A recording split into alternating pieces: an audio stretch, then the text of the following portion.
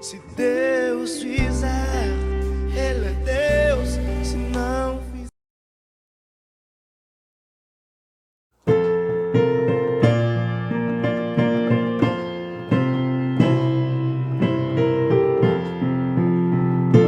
Deus querido inspirou Jesus a vida em nós. Ele o castigo meu levou na ensanguentada cruz. Ó, faz-me forte em confessar a Ti, Jesus Senhor. Ó, faz-me pronta a confiar em Teu excelso amor. Eu hei de ter tão fraca voz que trema ao confessar a quem com morte tão atroz minha alma quis salvar. Ó, faz-me forte em confessar a Ti, Jesus Senhor. Ó, faz-me pronta a confiar em Teu excelso amor.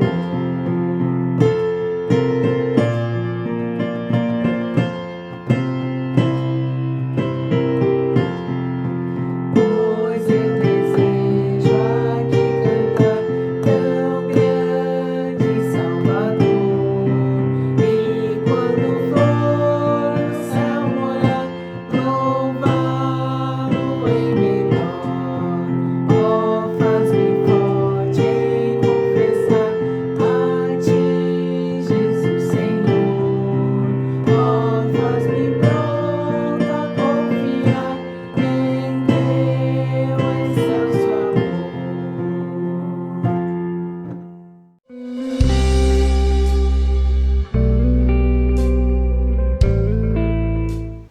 Querida Igreja Batista Metropolitana, nós estamos novamente no período de oração, numa quarta-feira, no culto que nós rendemos a Deus, onde nós elevamos os nossos pedidos, os nossos agradecimentos, onde nós contamos as bênçãos e onde nós compartilhamos nossas necessidades de oração.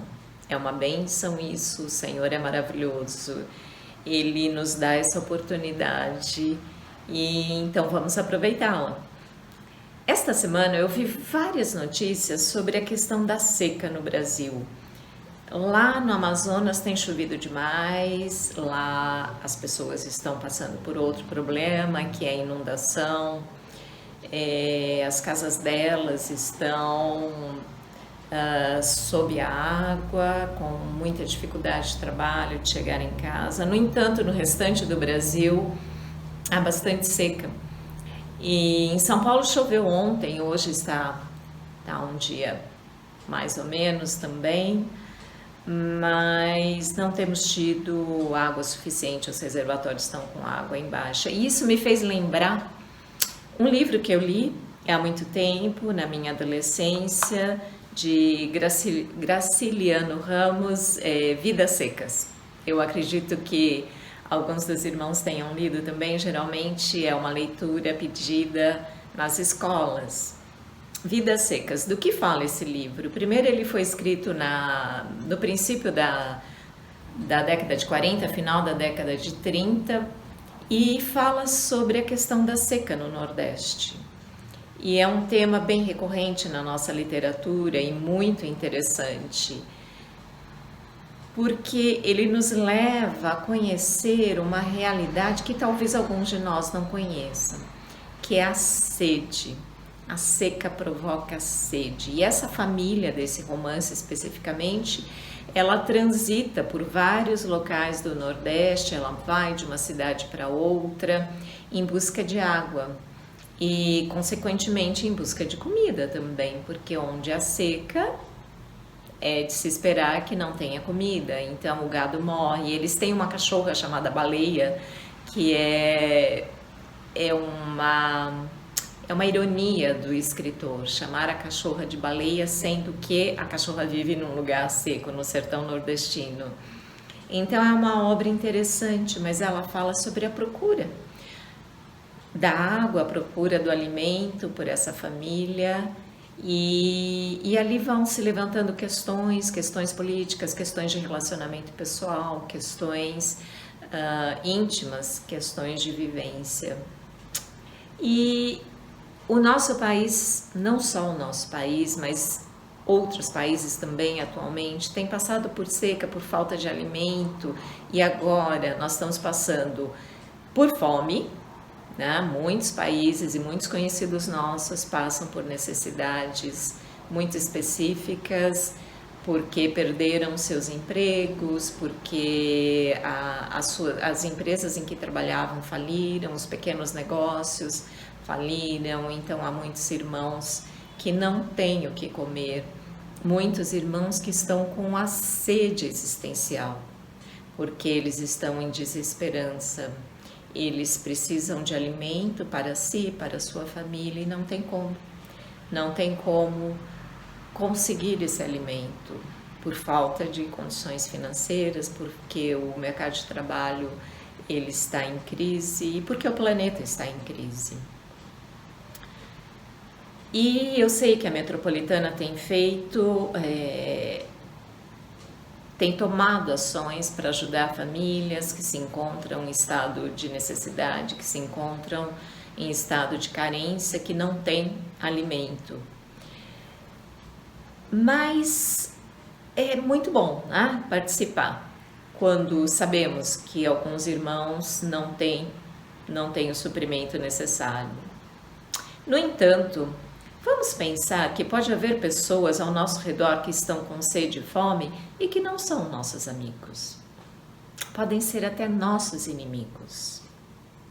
Aí nós lembramos lá de Israel, o ataque que houve em Israel, e essa briga desde sempre, essa animosidade, essa inimizade desde sempre entre judeus e samaritanos, entre judeus e palestinos.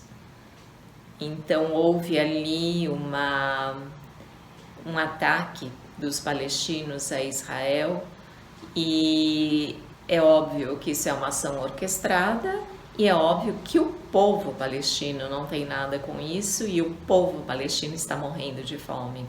E Deus fala para nós alimentarmos nossos inimigos. Eu sei que Israel tem tomado algumas atitudes para minorar essa situação tão horrível que o povo palestino tem vivido. Os Estados Unidos tem ajudado financeiramente, ou vai ajudar, alguns países têm se colocado à disposição para ajudar. E nós encontramos na Palavra de Deus uma ordem. Lá em Provérbios 25:1, o Senhor deixa um recado bem assertivo e muito claro do que nós devemos fazer quando nossos inimigos têm fome, quando eles têm sede. Se o teu inimigo tiver fome, dá-lhe de comer; se tiver sede, dá-lhe de beber. O Senhor não fala, deixa ele morrer de fome e sede, porque ele é seu inimigo. Não. O Senhor pede que nós venhamos suprir a necessidade dos nossos inimigos. Dos nossos amigos é fácil, mas dos nossos inimigos, ai. Mas existem várias questões relacionadas com fome. Uma delas é que podemos ter fome por falta de Deus em nossas vidas. Infelizmente, muitas pessoas, muitas nações, muitos países que passam pela escassez, que passam pela desnutrição, que passam pela falta de água, infelizmente, elas não têm a Deus. Elas não creem no Deus que a Bíblia revela, elas não creem na Bíblia como sendo a palavra de Deus, como sendo a revelação de Deus. E isso é muito triste, porque lá em Amós 8:11 nós lemos: estão chegando os dias, declara o Senhor, o soberano, em que enviarei fome a toda esta terra, não fome de comida, nem de sede, nem de água, mas fome e sede de ouvir as palavras do Senhor. Imagina só, irmão, juntar essas duas fomes, a fome física e a fome de ouvir a palavra de Deus. Imagina só, que situação. Aqueles que não têm, que não conhecem ao Senhor, ou porque não têm acesso a essa palavra, ou porque não querem, porque desprezam. Então, além da fome, além da sede, imagina só ter essa fome espiritual que o Senhor diz que sim, Ele enviaria. Por que que o Senhor enviaria? Porque o Senhor é mau? Porque Ele é perverso? Eu não acredito nisso. Quando nós temos fome ou sede, o que é que nós saímos a procurar? Algo que mate a nossa fome, algo que mate a nossa sede. Então, se esses povos sobre os quais o Senhor envia fome e sede, se eles se despertarem, se eles voltarem ao Senhor, eles vão encontrar o verdadeiro alimento, a verdadeira água que vai satisfazê-los. Eu entendo que é por isso que Amós, o profeta, diz: olha, o Senhor vai mandar fome, o Senhor vai mandar sede, mas vai mandar fome e sede de ouvir a palavra do Senhor. Então nós sabemos que existe sim a fome física, a sede física, mas o Senhor envia a fome espiritual. E aqueles que não se despertam para isso, infelizmente, em nações que estão tão afastadas do Senhor, eles passam por fome física e sede física. Mas olha, o Senhor manda que nós providenciemos. Ah, Regina, mas como que eu vou até um país? Como que eu vou lá, na faixa de Gaza levar água e comida? Não, você não vai necessariamente, mas você pode orar. Você pode orar por esses queridos que estão lá e que precisam, que carecem da água da vida e do pão da vida, que é o Senhor Jesus.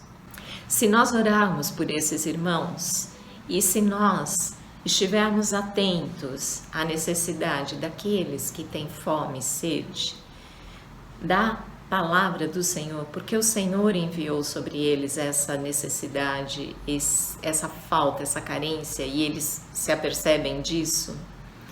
E se nós providenciarmos através de oração, através de contribuição, através de envio de missionários, através de pessoas que se disponham a ser missionários nesses lugares, é óbvio que não agora exatamente nesse momento, mas sim, nesse momento podemos financiar, né, poços artesianos. Tem tantas ONGs, né, que trabalham, basta você jogar no Google, você encontra.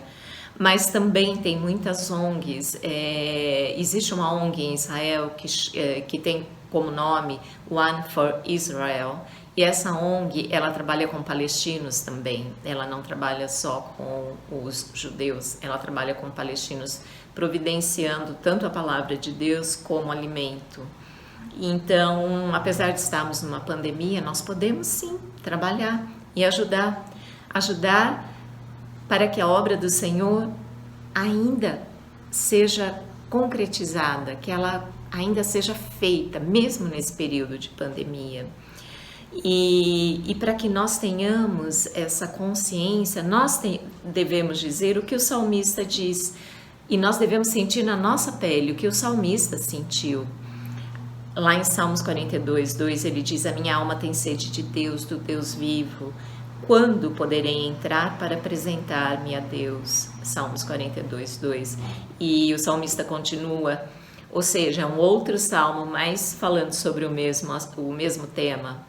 Salmos 63:1. Ó Deus, Tu és o meu Deus, eu te busco intensamente, a minha alma tem sede de Ti, todo o meu ser anseia por Ti, numa terra seca, exausta e sem água.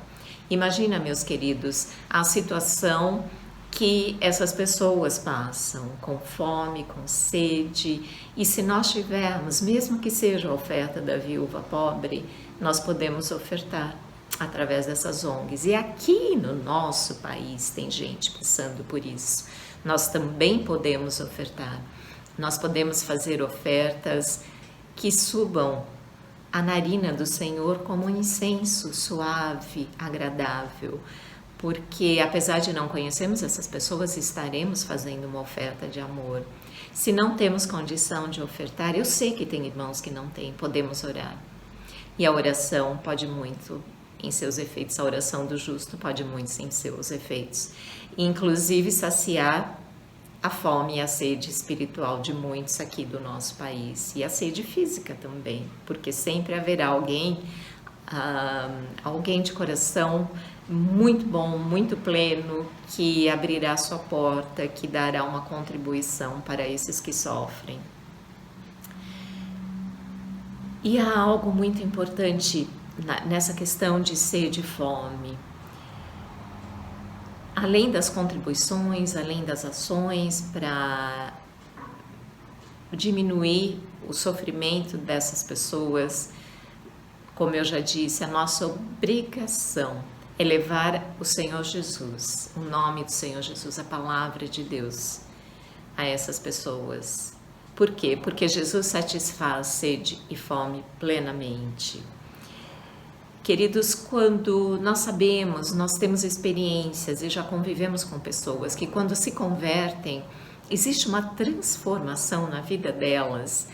Quando o Davi, eu, o pastor Francisco, a Regina e outros casais trabalhávamos numa igreja filha da igreja húngara, lá no Pan-Americano, nós víamos como as pessoas das favelas que haviam ali ao redor, quando elas chegavam à igreja, porque nós fazemos evangelização nas favelas, e elas, quando viam a igreja, elas viam de uma forma assim, bem precária. As crianças descalças, a roupinha muito surrada, suja, mas passados alguns domingos, as crianças se transformavam, elas já vinham calçadinhas, elas já vinham limpinhas. É impressionante como o Senhor Jesus, Ele limpa não só o nosso interior, Ele sacia não só a nossa sede física, mas Ele trabalha também no nosso exterior. É impressionante e é lindo a gente poder ver isso, testemunhar isso. E era lindo nós vermos aquelas famílias totalmente transformadas por Jesus. Então Jesus satisfaz a nossa sede interior, a nossa sede fisiológica, e Ele satisfaz o nosso espírito, inclusive o nosso caráter. Ele nos dá diretrizes, Ele nos orienta. A palavra dele é alimento para a nossa alma, para as nossas emoções. E é lindo ouvir Jesus lá em João 14:13, né? Quando ele diz, quem beber, ele estava voltando, ele estava indo para Samaria com os discípulos, ele parou no poço e disse aos discípulos, vai lá na cidade comprar comida, eu fico por aqui mesmo, no poço de Jacó, que ficava na entrada da cidade. E os discípulos foram e ele ficou e viu uma mulher tirar água. Nós conhecemos muito bem essa parte da vida de Jesus. E Jesus pediu água para ela. Ela falou, você é um judeu, você está vendo que eu sou uma samaritana? Como é que você, um judeu, pede água para mim, samaritana? E Jesus falou, olha, minha querida, se você soubesse quem está pedindo água para você, você pediria e eu te daria uma água que jamais você teria sede de novo. E Jesus, com essas simples palavras, eu posso te dar uma água que se você beber, você jamais terá sede de novo. Essa mulher entendeu o que Jesus falou, né? Depois de uma certa conversa que ela teve com ele, e em cima dessa afirmação de Jesus, ela compreendeu que ele era o Messias e foi e anunciou à cidade. Então Jesus é a água da vida, né? Então, João 4,14, o evangelista escreve: quem beber, Jesus respondeu, quem beber desta água terá sede outra vez, a água do poço de Jacó, que era algo muito importante para os judeus e para os samaritanos, era de onde os samaritanos tiravam a água. Então, a água que nós podemos ver, aquela água que você abre a torneira, que você puxa de um poço, ou que você vai ao rio e você tem, é uma água que você vê, mas é uma água que satisfaz só o corpo. Era isso que Jesus estava dizendo. Mas Jesus é a água da vida. Jesus é a água que nos dá vida. E é essa água que tem que ser levada às nações, aos povos, aos sedentos. É essa água. João 7, 37 e 39, Jesus estava ali falando na sinagoga e ele disse o seguinte: era o último dia da festa de Páscoa e Jesus, colocando-se em pé, e clamou, dizendo: se alguém tem sede, venha a mim e beba. Quem crê em mim, como diz a Escritura, rios de água viva correrão do seu ventre. E isso disse ele do Espírito que haviam de receber os que nele crescem, porque o Espírito Santo ainda não fora dado, por ainda Jesus não ter sido glorificado. Imagina vocês, Jesus no meio de uma festa, ali terminando a festa da Páscoa, tão importante para os judeus, Jesus se levanta e faz essa declaração. Com aquele monte de judeus, de fariseus, de escribas, olhando para ele, dizendo: o que esse homem está falando? Quem ele acha que ele é? Mas Jesus não teve medo de declarar-se a fonte da água da vida, porque nós sabemos que Jesus é a fonte da água da vida e que o rio que flui do nosso interior flui a partir da nossa conversão, porque nós recebemos o Espírito Santo que habita em nós e a partir daí nós conseguimos entender tudo aquilo que Jesus falou, interpretar a palavra do Senhor de acordo com aquilo que é verdade. Portanto, Jesus satisfaz nossa necessidade de termos vida em nós. E um texto que é muito lindo, que Jesus fala em Mateus 5,6, ele diz o seguinte: bem-aventurados os que têm fome e sede de justiça, pois serão satisfeitos. Jesus satisfaz a nossa necessidade de justiça. Então veja bem, quantas necessidades a água da vida, que é Jesus, satisfaz em nós, e o pão da vida também, que é Jesus. Então a nossa sede, a nossa fome pode ser satisfeita plenamente pela pessoa de Jesus e por tudo aquilo que Jesus representa para nós, não é? Então Jesus, a água, e Jesus, o pão, que satisfaz nosso ser por completo. Nós não temos, como cristãos, não temos que procurar satisfação ou alimento em nada daquilo que não seja a palavra de Deus. Quando nós buscamos conhecimento, e é muito lícito que nós busquemos conhecimento, é totalmente correto buscarmos conhecimento, temos que saber como as coisas funcionam, qual é o contexto da realidade em que vivemos, temos que direcionar nossa inteligência, nossa capacidade intelectual para determinado ramo de conhecimento. Isso é muito válido. Eu sou professora e psicopedagoga, então eu sei que a questão do desenvolvimento do conhecimento no ser humano é extremamente importante.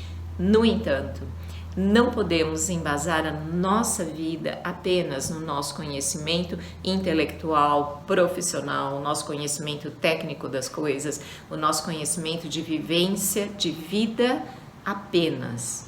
O nosso conhecimento tem que ser saciado com a água da vida. Onde encontramos a água da vida? Como já lemos, em Jesus. A nossa fome não pode ser saciada apenas com o conhecimento intelectual, conhecimento humano. A nossa fome tem que ser saciada com o pão da vida. Jesus é o pão da vida. Então nós vivemos numa época de muita sede e muita fome, seja ela a sede física, a fome física, como eu já mencionei, os países estão em crise, muitos países, sobretudo os países pobres de terceiro mundo, e tem sede inclusive de saúde, né? Porque a enfermidade da Covid está aí solta. E irmãos, oremos pela Índia, que a questão lá é muito séria. Então nós, quando temos fome e sede de conhecimento, de coisas práticas, ok, vamos buscar. Mas quando temos essa fome de Senhor, de conhecimento da minha vida e do que há de ser de mim e do que há de ser da humanidade. Olha, gente, se a gente olhar os noticiários, o mundo vai acabar amanhã. E vai acabar porque a coisa tá feia. E não é assim. O Senhor, através da sua palavra, Ele nos convida a orarmos e a buscarmos o conhecimento e a satisfação nele. Então, se eu tenho sede e fome, não basta buscar saciar isso nos noticiários, nas leituras que não me fazem bem, que trazem apenas um contexto catastrófico em que vivemos. Não, vamos buscar na palavra de Deus e vamos buscar, sobretudo, na pessoa de Jesus, porque Ele sim nos dá o direcionamento. E um dos direcionamentos que a sociedade não nos dá, que foi o primeiro que eu comentei, é saciar a fome e a sede do meu inimigo e do meu amigo. Mas como, Regina? Levando a palavra, como eu já disse, podemos contribuir através de ONGs, pessoalmente, pela igreja, mas principalmente levando a palavra de Deus, levando Jesus, que é a água da vida, o pão da vida. Isso é lindo. E Jesus, como a água e o pão da vida, que nos satisfaz por completo e que nos orienta como satisfazermos sede e fome do nosso amigo, inimigo, irmão, parente, vizinho, o Senhor Jesus deixa como uma palavra final. Eu digo final porque está lá em Apocalipse, uma esperança enorme, irmãos, enorme, da qual a gente não pode esquecer e que nós não podemos guardar apenas para nós. Nós temos que compartilhar, divulgar essa esperança. Apocalipse 7,16, que eu chamo de o dia da morte, da sede e da fome. Lá no livro de Graciliano Ramos, ele não sabia como resolver, porque ele coloca entre linhas a culpa do povo brasileiro passar por aquela catástrofe de sede e fome na política, na sociedade, em coisas que realmente não tem condição de satisfazer, pode até satisfazer por algum tempo, mas não para sempre, a sede e a fome do ser humano.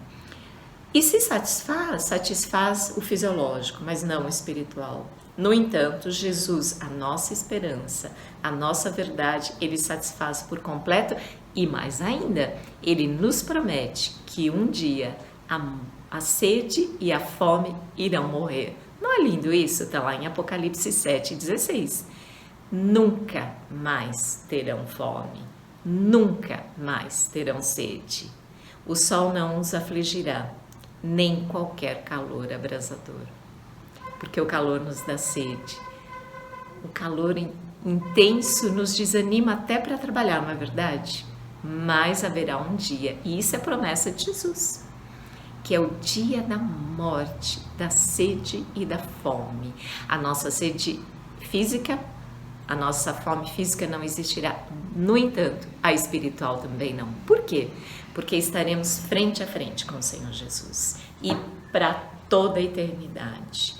Nós temos que levar essa mensagem, meus queridos, para os que têm fome, sede e que não conseguem se saciar em nenhuma teoria filosófica, em nenhuma forma de política, em nenhuma forma de vida, nos prazeres da carne, na riqueza. Nada isso satisfaz, nada isso satisfaz a fome e a sede do ser humano, nada. Tanto é que pessoas extremamente ricas se suicidam. Mas nós temos que declarar a essas pessoas, aqueles que convivem conosco, amigos e inimigos, que um dia a sede e a fome vão morrer. E quem vai matá-los? o Senhor Jesus. Como? Quando nós estivermos convivendo, vivendo para sempre com o verdadeiro pão da vida, a verdadeira fonte da água da vida. Senhor Jesus, eu te louvo porque o Senhor nos fez essa promessa. Obrigada, Jesus, muito obrigada, porque essa momentânea aflição que nós passamos tem dia e hora para acabar. Quando nós estivermos plenamente satisfeitos, felizes e realizados contigo, Senhor, ajuda-nos a espalhar esta verdade. Ajuda-nos, Senhor, e abençoa este planeta, Senhor, que nós, os cristãos, possamos acordar, despertar, Senhor, e levar a mensagem que sacia a fome e a sede do ser humano. E é em nome de Jesus que eu oro, Senhor. Amém. Amém, meus queridos.